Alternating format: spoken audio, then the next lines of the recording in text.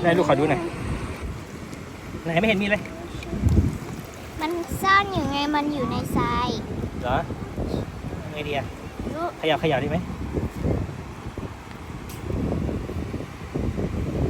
ไม่เห็นนะแล้วเราจะไปเขี่ยหน่อย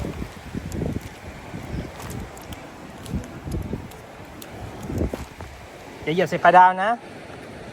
เห็นไหมอยู่ไหนก็ไม่รู้เกิดไปเหยียบใส่เขาทำไงนั่นไงมันมุดเข้าไปแล้วมันเป็นพีชไม่ใช่มันพอยซันเปล่าไม่พอยซันนี่ไงไหนนี่มันวิ่งเร็วมากเลยอ่ะอย่าเหยียบใส่นี้นะค่ะถ้าเหยียบใส่แล้วนี่เห็นแล้วนั่นไม่เห็นหรอกมันต้องเอาน้ำใช่เราจะได้เก็บไว้ดูโอ้ยมันมุดเร็วมากเลยอ่ะคนเขาอยู่ไหนอ่ะอยู่ในนั้นแหละ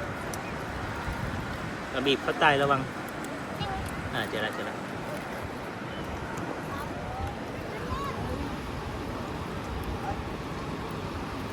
มันคือตัวอะไรน่ะป้าเสิร์ชใน Google ได้เปล่าป้าเป็นห่วงปลาดาวอีกตัวแถวนี้เดี๋ยวปโยบชิได้จะเหยียบใส่เขาแล้วพี่โยชิจะรู้ได้ไงว่าตรงไหนจะไม่เหยียบใส่เขาเนี่ยตัวนั้นเราเซฟไปตรงนู้นแล้วเดี๋ยวไปปล่อย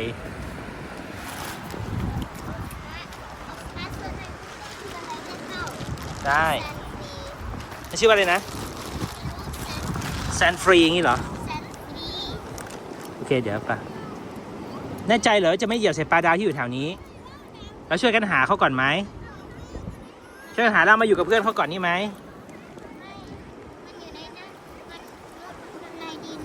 เดี๋ยวพี่โยจะเหยียบยังไงอ่ะเนี่ยพี่โยไม่ต้องเทคแคร์เขาอยู่นี่ปล่อยเขาอยู่เนี่ยเดี๋ยวเรากลับแล้วก็ไปทิ้งเขาตรงนู้นน่ะเอาไหมป้าจะเอาเขาออกเข้ามาแล้วพี่โยจะเหยียบยังไงเนี่ยจะไม่เหยียบมันใช่ไหมชัวร์ว่าตรงนี้เป็นป้าไปเล่นน้ำกันแต่ถ้าเราไปเล่นน้ำแล้วใครจะเฝ้า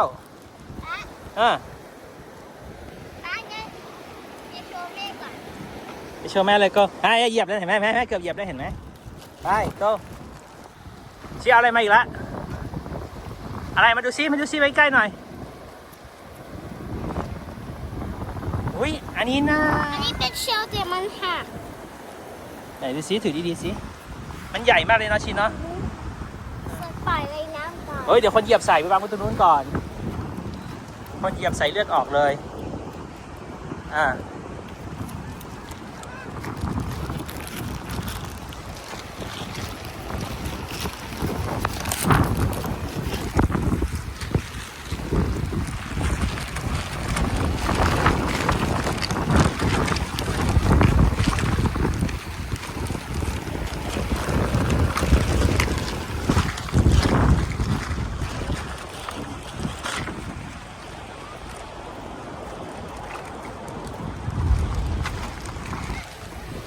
แป๊บเดียวไปย้ายปลาก่อนเดี๋ยวคนมาเหยียบใส่เขาทำไงใช่ไหนล่ะช่วยกันเดี๋ยวนี่เห็นไหมเขาหายไปที่ไหนเนี่ยเดี๋ยวคนมาเหยียบใส่ทำไงเนี่ยเอาจับดีๆอย่าไปโดนแขนเขาโดนแขนเนี้ยโดนแขนถือที่นี่เดี๋ยวป้าตัดให้จะโดนแขนเขาเดี๋ยวแขนเขาหักนี่เห็นไหมให้เขามาอยู่กับเพื่อนเขาตรงนี้แล้วเราอย่าไปเล่นเดี๋ยวก็ปล่อยเขาทีเดียวเนาะโอเคก็ไม่มีอะไรไปก็ไปเล่นน้ำกัน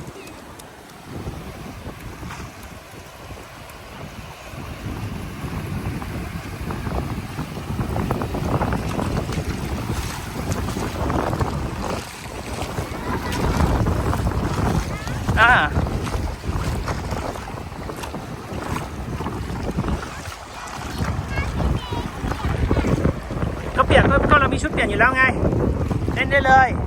นั่งได้เลยลูกป้าว่ามันเย็นกว่าที่ผมเต่านะลูกเนาะนั่งได้เลย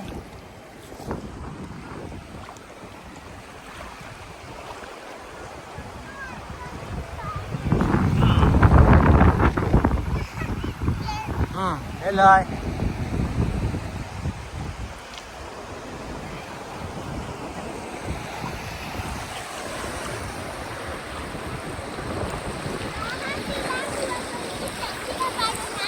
อ่า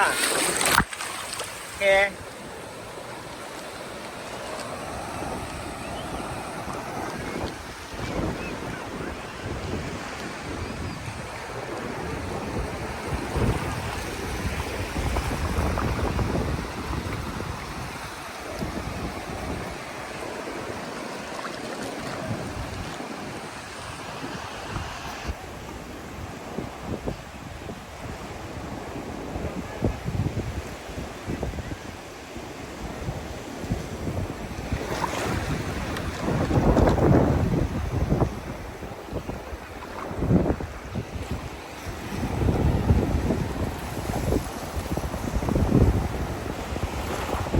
น้ำเข้าตาเปล่าน้ำเข้าตาไหมน้ำเข้าตาเปล่า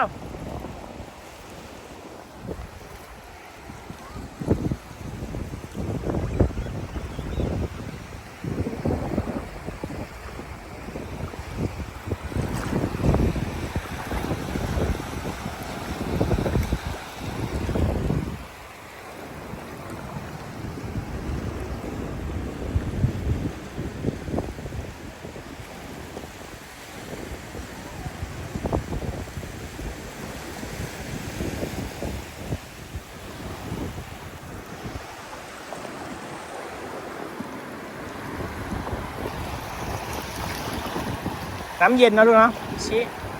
เย็นไหมเย็นอยู่